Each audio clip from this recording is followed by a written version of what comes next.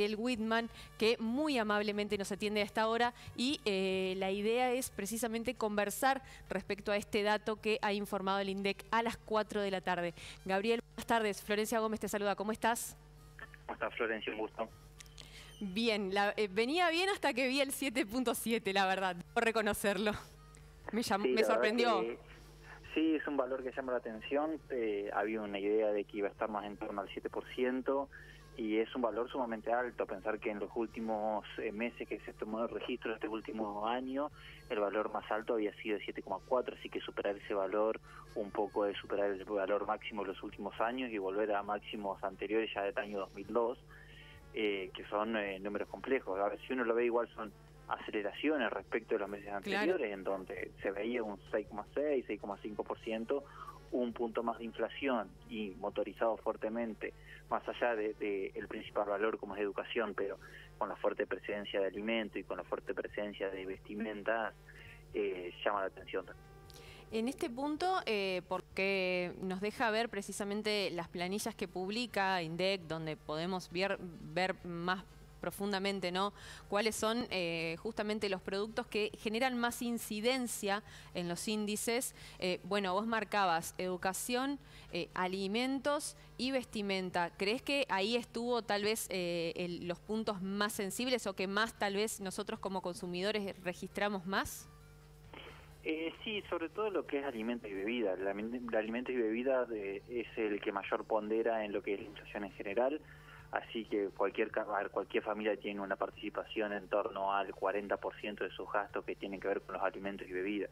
Así que el aumento de el 9,3% de lo que es alimento y bebidas es el que más incide en ese 7,7 al fin y al cabo, ¿no? Cuando alimento y bebidas presenta aceleraciones como ha presentado en los últimos meses, no es una buena noticia para la inflación en general, porque claramente motoriza también a otros sectores. Educación pondera un poco menos y sobre todo pondera menos en lo que son los sectores de menores ingresos, ya que tiene mucho que ver con lo que es la educación privada y alternativas públicas en donde es bajo el peso el gasto en educación al fin y al cabo, pero aún así muestra el ajuste estacional que implica en marzo los valores educativos que aumentan un 30% en términos mensuales. Y también un alto peso de vestimenta, que eso en una medida llama la atención porque el año pasado había tenido una aceleración inflacionaria muy importante y había podido crecer sus precios relativos por arriba de lo que era el promedio general. Entonces que vuelva a crecer ahora con esta idea de, también si bien tienen cierta estacionalidad por los cambios de temporadas que implica marzo, también llama la atención ese 9,4% que es. Claro, es elevado, 9,4, la verdad. Y además es... si querés, obviamente corregime, pero vestimenta y calzado es uno de los sectores que también más apoyo ha recibido en el último plano, justamente para estimular la producción de parte del Estado.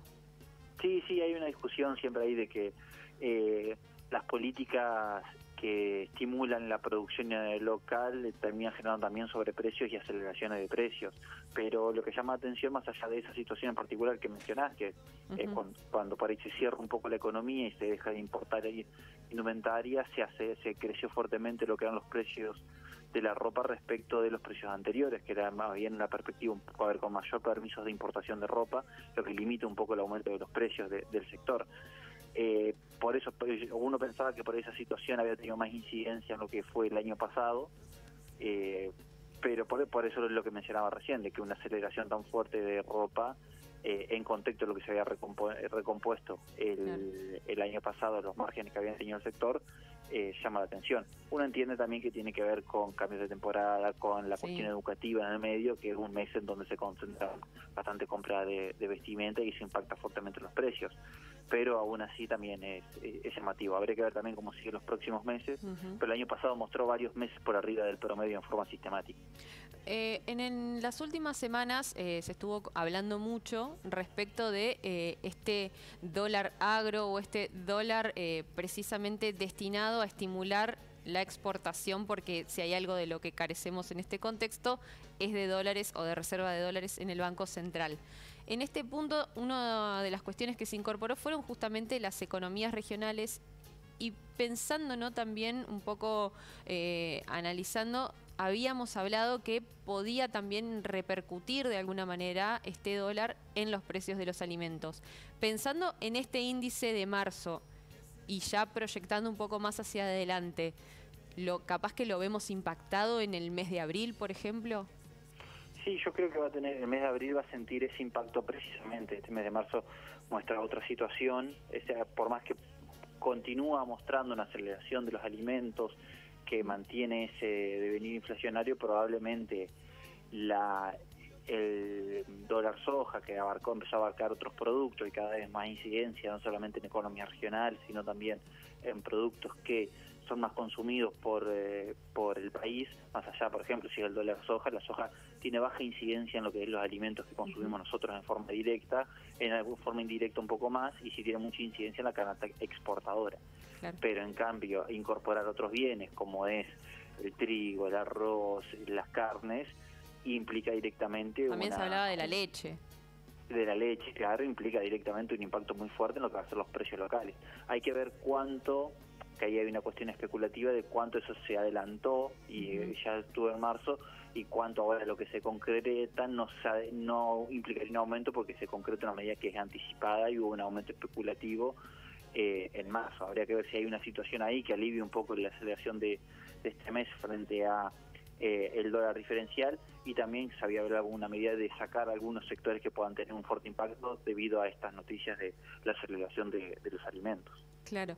Gabriel, y para el televidente que en este momento está mirando y escucha hablar de estos porcentajes, ¿no? 7%, 9%, ¿cómo le explicaríamos cómo lo va a sentir, por ejemplo, cuando vaya mañana, pasado o durante el fin de semana, por ejemplo, al supermercado, a la panadería, a la carnicería? O sea, ¿puede haber, por ejemplo, ya a partir de esta publicación de este índice, automáticamente una remarcación de precios? No, a ver, yo creo que es al revés. El índice va siguiendo las remarcaciones de precios que se dan por otros factores. Son pocas las cosas que se ajustan posteriormente a los índices de precios que publica el INDEC. Por ahí sí hay algunos índices de referencia más bien de remuneraciones. Entonces tratan de que los salarios sigan a una medida lo que es los índices inflacionarios, que esto por sí mismo no releva la evolución de los salarios, sino de los precios que se consiguen en los distintos comercios, y son muy pocos los servicios que son relevados ahí.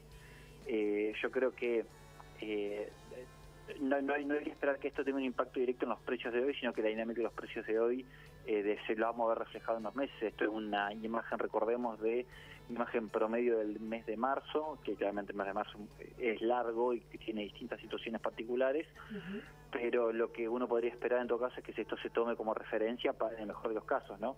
Para tener en cuenta distintos ingresos por ahí que uno tiene la capacidad de ajustar, que sirva como referencia. La otra cuestión que me parece que puede servir útil es tenerlo en presente en comparación con lo que uno va ganando y los aumentos que tiene.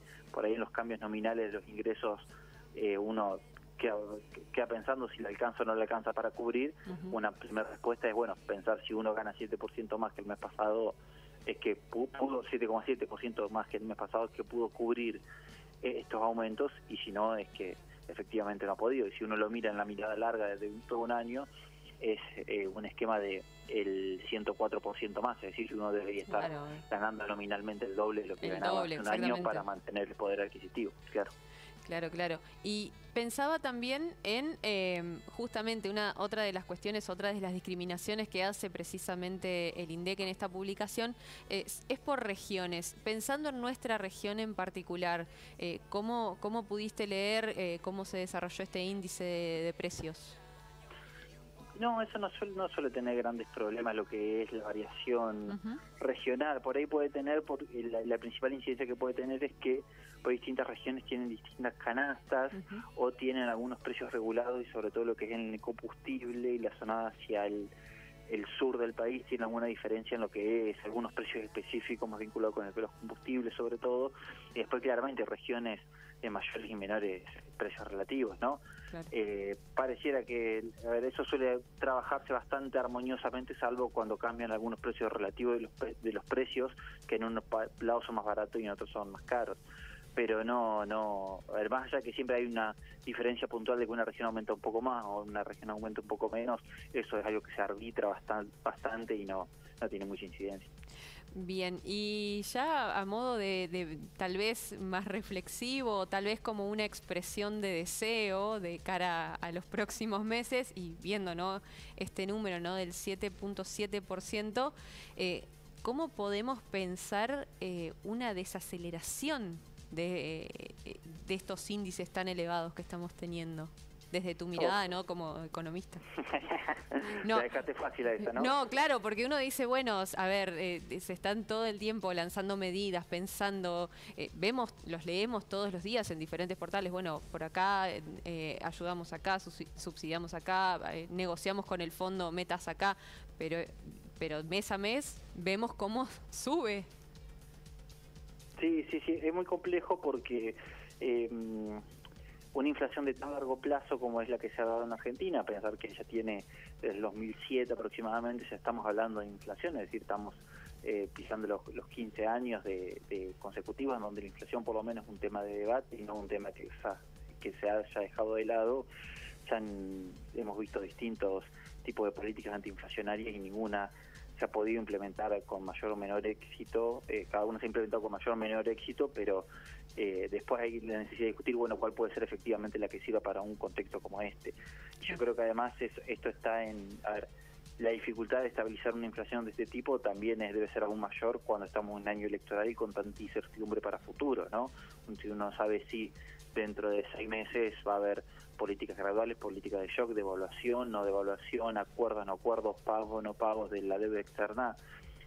Eso creo que agrega una fuerte incertidumbre en lo que es a la hora de tratar de implementar una política de estabilidad de precios. Y en este caso, y lo enlazo con la pregunta anterior y respecto de una frase que acabas de mencionar, ¿no? Estamos en un año electoral y justamente ahí pueden incidir algunas cuestiones, si va a haber políticas de shock y demás. Fue titular, creo que en el día de ayer, justamente uno de los candidatos a presidente, que es Javier Milei, que hablaba de hay que dolarizar la economía. Te lo consulto a vos como economista porque por ahí los televidentes que vemos ese tipo de titulares decimos, bueno, esto puede servir, no puede servir. ¿Cómo lo ves vos desde tu óptica? No, a mí me parece que eso no puede servir absolutamente para nada. Es directamente resignar a la soberanía que es tener una moneda y no implica por sí mismo solucionar grandes problemas, es más, implica, me parece, comprarse mayores problemas que además de pensarlo como algo que es prácticamente, virtualmente imposible, pareciera plantear algo así en Argentina. Y además hay un montón de otras medidas intermedias que podrían ir hacia el mismo camino y con ese mismo espíritu que podrían ser mucho más aplicables. Terminan siendo consignas, me parece a mí, vacías pero fáciles de entender, que van en coherencia con un discurso o una mirada de resignación o de desprenderse de todas las instituciones que el país tiene, como pensar, hay que desprenderse de la moneda porque la moneda no sirve más o no la ha sabido controlar. Parece a mí que no tiene ningún tipo de sentido plantear esas medidas. La verdad, súper claro, Gabriel, y agradecerte muchísimo por este contacto. Ha sido, bueno, este índice todavía estamos ahí un poco estudiándolo y estamos viendo todo lo que se desprende, por supuesto, de esto. Así que te agradecemos muchísimo por aclararnos un poco el panorama y también, estar en contacto ante cualquier cosa que pueda surgir. Así que te mando un abrazo y muchísimas gracias. Muchísimas gracias a ustedes. Un saludo.